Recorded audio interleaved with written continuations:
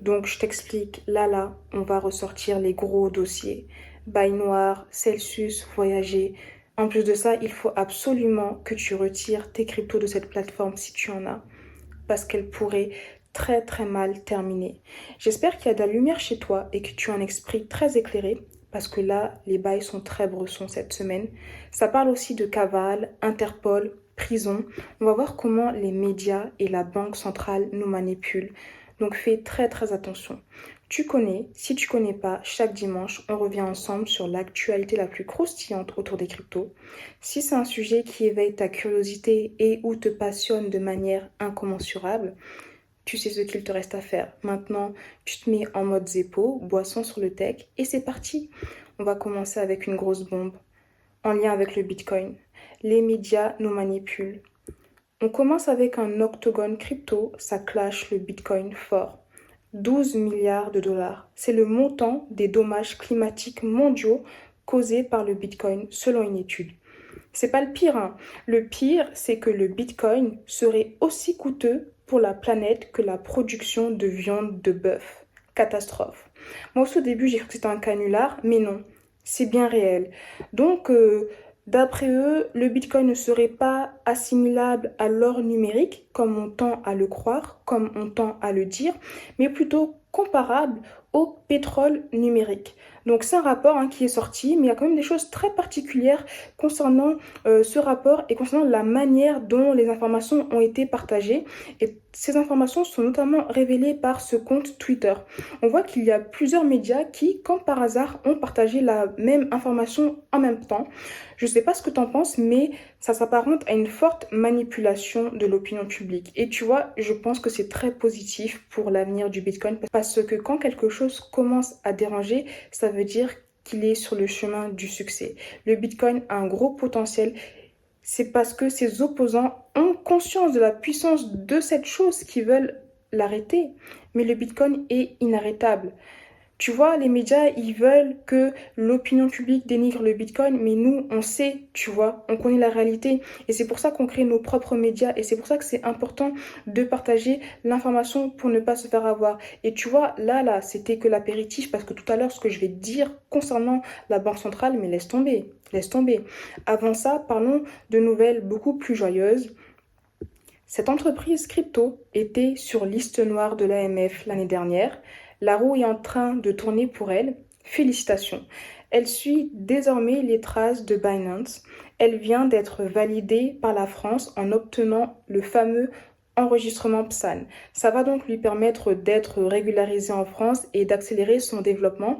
Il s'agit de Cryptocom. Donc encore une fois, félicitations à eux. Perso, je n'utilise pas cette application. N'hésite pas à me dire ce que tu utilises parce que là, j'avoue que je cherche une alternative à Binance parce que Binance laisse tomber. Il y a plusieurs plateformes qui ont l'air d'être intéressantes comme Mon Pèlerin ou FTX. Et en parlant d'FTX, grosse nouvelle, en lien avec la plateforme Voyager. Donc Voyager, c'est une plateforme crypto qui était en galère. Cette entreprise avait prêté 360 millions de dollars à un fonds de gestion 3AC qui était censé être réputé pour son sérieux et son expertise, mais en gros 3AC a perdu l'argent. Tout simplement. Et outre les problèmes que la plateforme Voyager a connus, elle était au bord de la faillite, elle est toujours au bord de la faillite, et c'est pour ça qu'il y a plusieurs candidats qui se battaient pour la racheter, dont Binance et FTX. Et là, on sait que c'est FTX qui a gagné, qui a racheté Voyager pour un peu plus d'1 milliard. On va voir ce qu'il va faire. Reparlons maintenant de Celsius. Celsius avait eu de gros problèmes suite au crash de Terra Luna. Ils avaient même stoppé les retraits, c'est-à-dire que les personnes qui avaient leurs fonds sur Celsius ne pouvaient pas retirer leur argent. Et la nouvelle, c'est qu'FTX pourrait également racheter Celsius. Ce qui est intéressant, c'est que je ne sais pas si tu t'en rappelles, mais à un moment, FTX, il avait déjà pensé à racheter Celsius, mais quand il avait vu les dettes, il avait dit oula, ah non, moi je touche pas à ça, là c'est chaud. Mais on dirait qu'il est en train de changer d'avis. Pourquoi pas, hein? À voir. En tout cas, concernant Celsius, elle est toujours dans les problèmes, hein. Et là, tu as même le fondateur et PDG qui a décidé de démissionner. Et tu vois, quand on dit not your keys, not your coin, c'est bien réel. Et malheureusement, il y a une entreprise similaire à Celsius qui risque d'avoir des problèmes similaires. Je ne sais pas comment ça va se passer, mais si tu as tes cryptos sur cette plateforme, je te conseille de tout retirer immédiatement. Il s'agit de Nexo. Donc actuellement, il y a plusieurs régulateurs américains qui mettent en garde Nexo à cause de son produit Earn Interest qui offre des rendements élevés et ça serait un titre non enregistré. Tu connais la régulation américaine hein, avec l'enregistrement des titres, ils rigolent pas avec ça. Donc en gros, Nexo serait en train de violer la loi et la confiance des investisseurs en prétendant faussement qu'elle est une plateforme autorisée, enregistrée, validée par les États-Unis tout simplement. En plus de ça, Nexo endormirait ses utilisateurs avec des promesses de rendement anormalement élevées. Et c'est quelque chose que je te dis souvent, mais tu vois, l'appât du gain, surtout en crypto, c'est très dangereux. Et à chaque fois que tu vois une plateforme qui propose des rendements élevés, pose-toi des questions parce qu'il est fort probable qu'il y ait un truc qui ne soit pas net derrière. En tout cas, essaye toujours de comprendre d'où le rendement provient. Concernant Nexo, elle était en mode « ouais, j'avoue, vous avez raison ». Mais elle a quand même souligné qu'elle n'était pas exposée à Terra Luna en mode pour jeter des pierres sur ses ennemis, tu vois. Elle a aussi souligné qu'elle n'a pas gelé les retraits de ses utilisateurs et qu'elle n'a pas eu besoin d'argent de la part d'entités tierces. Pour le moment, tu vois. Mais le fait qu'il y ait trop de choses bancales comme ça, moi, perso, je me méfierais. De manière générale, tu vois, les plateformes centralisées à utiliser avec parcimonie. Quand tu penses plateforme centralisée, il faut que parcimonie, ton gars sûr, soit derrière toi. Parce que c'est particulier. Le mieux, c'est d'avoir ses fonds protégés, d'avoir sa clé privée, sa clé publique sur un portefeuille décentralisé, cold wallet comme le Ledger. Tu connais hein, dans tous les cas. Reparlons de ce fondateur crypto qui est actuellement recherché par Interpol. Il s'agit bien sûr de Do Kwon, le fondateur de Terra Luna qui s'est crashé, on en parle souvent, mais là en fait il y avait des rumeurs comme quoi la fondation Luna aurait décidé de vendre 3313 bitcoins d'une valeur de plus de 60 000 dollars. Cette information elle a été démentie par la fondation et par Do Kwon lui-même. Do Kwon est toujours recherché hein, par Interpol. En même temps, il dit qu'il n'est pas en train de se cacher. Il y a trop de flou derrière cette histoire. Je ne sais pas comment ça va se finir et je ne sais pas non plus quel sera l'avenir du Lunacé. Beaucoup de personnes disent que maintenant, il appartient à la communauté. Bon, moi, j'espère hein, que le Lunacé va avoir un bel avenir, même si je n'y crois plus du tout. N'hésite pas à me dire ce que tu en penses. Parlons maintenant d'une autre histoire qui montre qu'on vit dans un monde tellement triste. On va revenir sur Tornado Cash. Tornado Cash, c'est une plateforme qui permet d'anonymiser les transactions et c'est tout simplement utile parce que même si on n'a rien à se reprocher, on n'a pas forcément envie que le monde entier sache comment nous dépensons notre argent. Le problème, c'est qu'il y avait des entités qui utilisaient Tornado Cash pour blanchir de l'argent ou en tout cas pour des objectifs qui n'étaient pas du tout sains. Et malheureusement, les États-Unis ont décidé de bannir Tornado Cash et au-delà de ça, ils ont décidé d'emprisonner le fondateur de Tornado Cash. Donc actuellement, il est en prison et la mauvaise nouvelle, c'est qu'il devrait rester en prison jusqu'au 22 novembre au moins. Et tu vois, ça c'est triste, j'arrive pas à comprendre quelle est la logique derrière ça parce que c'est pas parce que tu crées une application que tu dois aller en prison si des personnes l'utilisent à mauvais escient. C'est comme si on allait emprisonner l'inventeur du couteau parce qu'il y a des gens qui utilisent un couteau pour tuer des gens, tu vois. Il n'y a strictement pas de sens. Et quand on voit ça, on peut comprendre aussi que certains fondateurs aient envie de rester dans l'anonymat de peur d'être emprisonnés s'il y a des personnes qui utilisent leur application pour de mauvaises raisons. Donc ça, tu vois, c'est assez triste. N'hésite pas à me dire ce que tu en penses et comment tu vois les choses. Parlons maintenant d'un écosystème assez intéressant. Tu sais que je suis bullish dessus, j'avais même fait une vidéo sur le sujet, Cosmos. Cosmos a récemment dévoilé sa nouvelle roadmap qui devrait apporter beaucoup plus d'utilité au token Atom. Bon, tu peux lire leur nouveau white paper. Perso, je ne l'ai pas fait. J'ai essayé de trouver les principales informations qu'on pouvait voir, notamment parmi les Cosmos Maxi. Et parmi les principaux changements, il y a l'émission qui tendra à être déflationniste.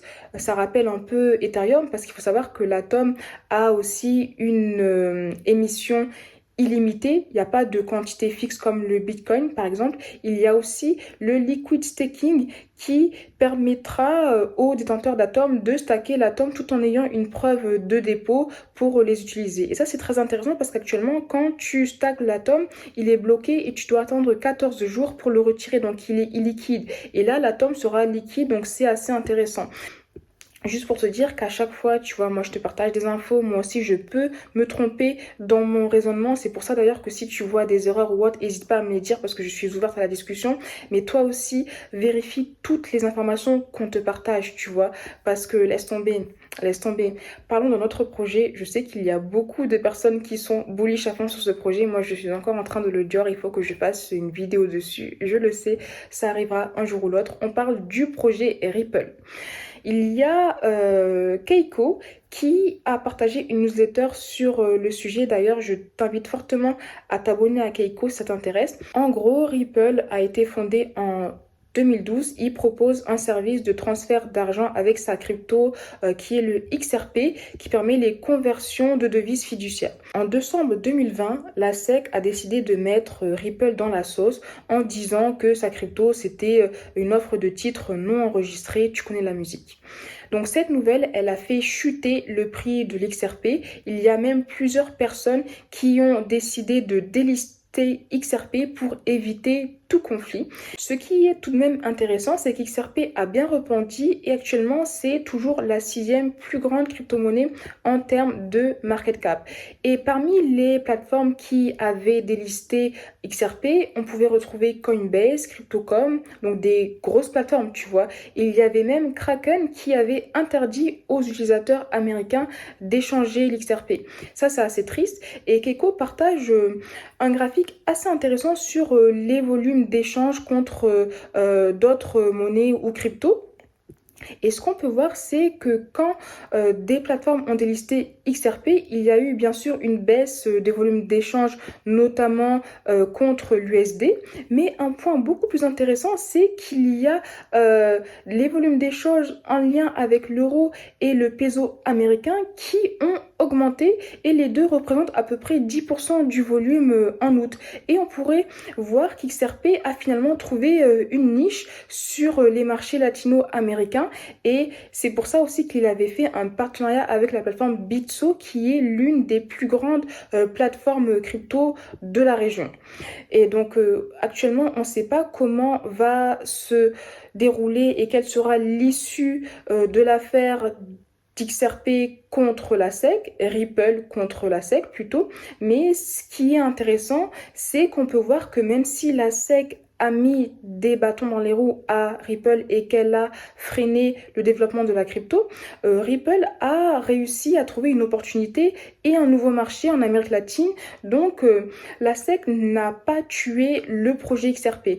Et ça peut vouloir dire XRP a quand même les reins solides, tu vois, parce qu'il est là depuis 2012, il est encore présent parmi les 6 plus grands cryptos. J'ai pas encore d'avis prononcé sur XRP, tu vois, je te partage juste mes réflexions. N'hésite pas à me dire ce que t'en penses. Restons maintenant en Amérique latine avec une nouvelle qui est très intéressante et qui met en lumière l'utilité indispensable des crypto-monnaies.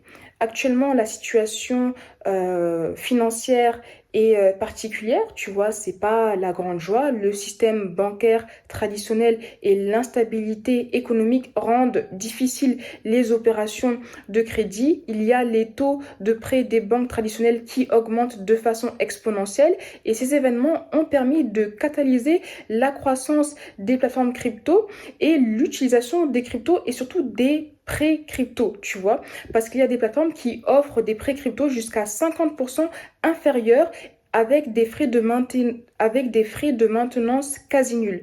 Et c'est une belle opportunité pour les plateformes de prêt. Et donc là, on va parler de la plateforme Lendn. Lendn, qui est une plateforme de prêt basée au Canada avec plus de 125 000 utilisateurs. Et elle a commencé à opérer en Amérique latine en 2019 parce qu'elle a vu qu'il y avait une opportunité. Par exemple, il y a le fondateur qui avait dit que malheureusement, en Amérique latine, comme ça devient dur d'emprunter de l'argent, il y a des gens qui sont contraints de vendre leur Bitcoin pour subvenir à leurs besoins.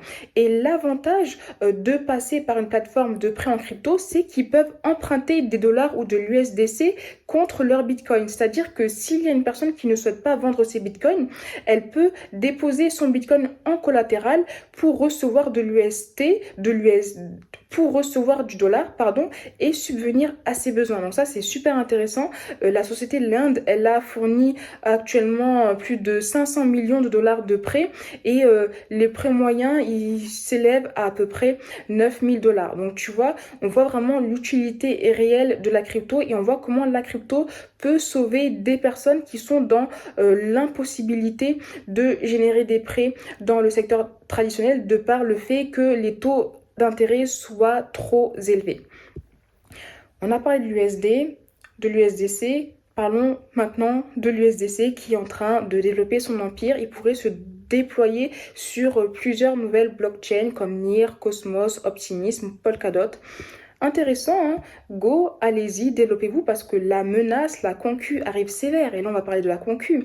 On va parler de l'euro digital. L'euro digital devrait voir le jour en 2026-2027. C'est en même temps une grosse menace et une grosse opportunité pour les cryptos. Avant ça, petit contexte. Bon, désolé, j'ai été obligée de couper la vidéo prématurément, mais il y a trop de news croustillantes qui se sont déroulées. Donc, je publierai la partie 2 demain. Et si la partie 2 est déjà disponible, tu la retrouveras en description. Mais je t'invite très fortement à la regarder jusqu'à la fin parce qu'il y a des grosses dingueries qui t'attendent. Donc, tu connais. N'hésite pas à me partager tes retours sur la première partie. Si ce n'est pas encore fait, pense à t'abonner, mettre un petit pouce j'aime et surtout t'abonner à la lettre alpha parce que je vais te partager toutes les infos sur les airdrops et d'autres bons plans que je ne peux pas te partager de manière publique. C'est tout pour moi et je te dis à très vite et à tout de suite dans la seconde partie de la vidéo. Que du lourd, tu connais.